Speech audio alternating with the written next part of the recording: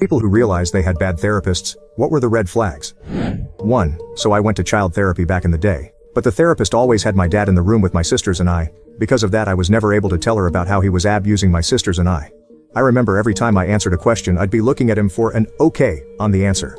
She literally never caught on. 2. I was 13. The therapist was an older woman who upon first meeting me said to my mother that I was on coke. I wasn't. And that my father and or brother were aping me.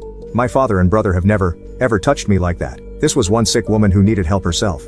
3. When he was on the news for banging a client. It was his arrest photo because that's a crime. He was our marriage counselor, and he was married. So was the client. 4. The one I went to after my suicide attempt at 16 had some, not so compassionate opinions. My very first session, one thing I told her was that I was bullied a lot at school. Her response was, well, suicide attempts are usually done in order to manipulate others. So, since you were capable of that, did you ever consider maybe you were the bully? I really never spoke to her again. I had to go weekly because of my attempt.